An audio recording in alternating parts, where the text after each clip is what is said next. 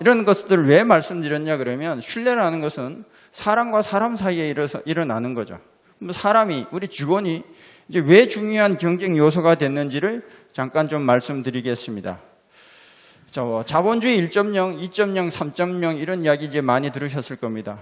자본주의 1.0은 이제 고전 자본주의고요. 아담 스미스의 보이지 않는 손, 시장에 의해서 이제 움직이고 시장이 알아서 잘 작동하면 되는데 문제가 터졌습니다. 1929년도에 미국에서 대공황이요. 그래서 정부가 시장에 좀 개입해야 되겠다. 그게 이제 자본주의 2.0입니다. 근데 정부가 어느 정도만 개입해야 되는데 너무 지나치게 개입을 하게 되니까 신자유주의가 들어왔습니다. 정부 이제 너무 깊숙이 시장에 관여하지 마라. 이제는 기업들한테 자유롭게 경제 활동을 할 수 있도록 맡겨라. 이렇게 해가지고 이제 자본주의 3.0이 등장을 했는데 너무 이제 사익만 추구한 거예요. 그래서 이제 2008년도에 전 세계 금융 위기가 이제 터진 겁니다. 그래서 나온 것이 자본주의 4.0 대중자본주의입니다. 근데 대중의 실체가 이제 별로 없으니까 곧 이제 잠깐 있다가 이제 사라졌는데요. 그때 나와서 이제 중요해진 것이 CSR, Corporate Social Responsibility요. 기업의 사회적 책임. 근데 이 기업의 사회적 책임은 후속 조치죠. 이익이 나면 그 이익의 일정을 사회로 돌려주는 거예요. 사후 개념입니다. 근데 이제 여기 이제 한 발 앞서간 것이 자본주의 업전형, 인간 중심의 이제 자본주의 CSV, Creating Shared Value, 공유 가치입니다. 기업들이 경제적 가치도 추구하지만 미리 사회적 가치, 환경 가치를 같이 고려하라 하는 겁니다. 예를 들면 플라스틱을 만들어서 경영을 한다. 플라스틱은 친환경이 아니라는 거죠. 그래서 자연으로 쉽게 환원이 될 수 있는 플라스틱을 처음부터 만들어 가지고 이제 하는 개념. 쉽게 이렇게 이해하시면 될 것 같습니다. 자, 이게 이제 인간 중심으로 이제 변해가고 있다 하는 겁니다.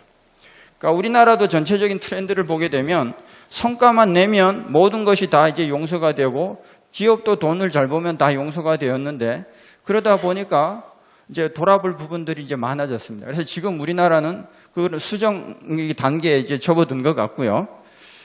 그 다음에 이제 제1의 물결, 제2의 물결, 제3의 물결, 엘빈 토플러 이야기 많이 들어보셨을 겁니다. 근데 제4의 물결이라고 들어보셨나요? 아마 못 들어보셨을 거예요. 네.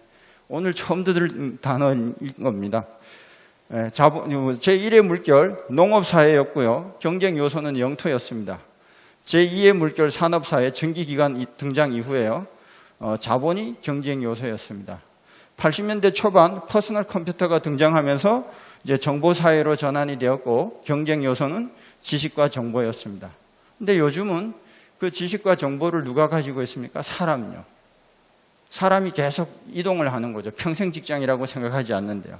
그래서 이제는 이제 인간 중심 사회가 되었고 사람이 경쟁 요소고 직원들이 우리 회사를 떠나지 않게 하기 위해서는 어떻게 하면 우리 직원들 마음을 얻을 수 있을 것이냐 하는 것도 이제 같이 고민해야 됩니다. 그래서 결국은 사람이 경쟁력이더라 하는 거예요. 사람이. 기업에 가보면 직원들 수준이 어찌냐에 따라서 회사 성과가 많이 이제 달라지는 것 같습니다. 그래서 채용 잘하고 교육 잘 시키고. 네. 자, 그 다음에 이제 자원 기반 이론이라는 것을 하나 이제 소개를 시켜드리겠습니다. 지금은 전통적인 경쟁 요소들은 한계가 왔습니다. 그러니까 예를 들면요.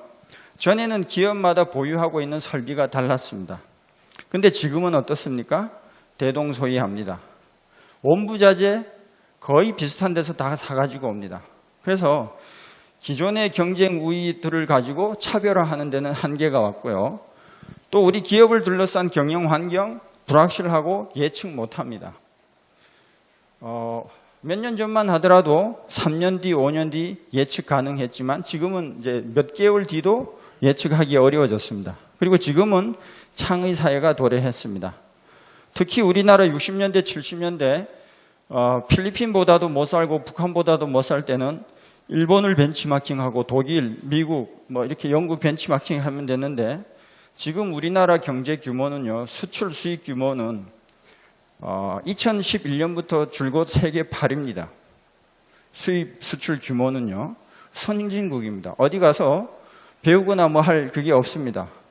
대기업뿐만 아니라 중소기업도 마찬가지입니다. 매출은 비록 500억, 600억 밖에 안 되지만 그 업계에서는 세계 3위, 5위 이내에 들어가는 기업들이 많습니다. 그래서 이제는 이제 창의적으로 일을 하지 않으면 안 되는 그런 시대가 되었어요.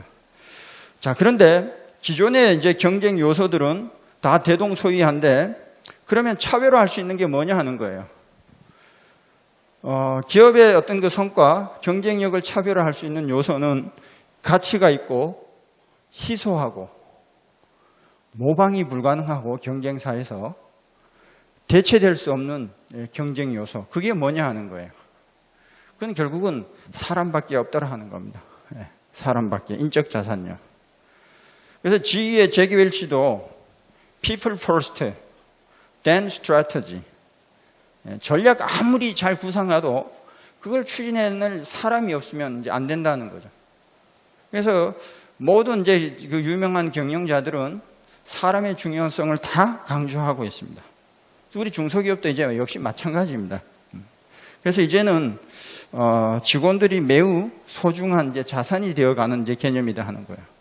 자, 그러면 우리 직원들을 잘 이제 채용을 하고 교육을 했으면 아까 이제 노력하도록 헌신하도록 동기부여해야 되는데 동기부여 요소는 어떤 것들이 있느냐? 그리고 시대가 변함에 따라서 우리 이게 젊은이들은 무엇을 더 중요하고 생각하고 있는지 이걸 한번 좀 같이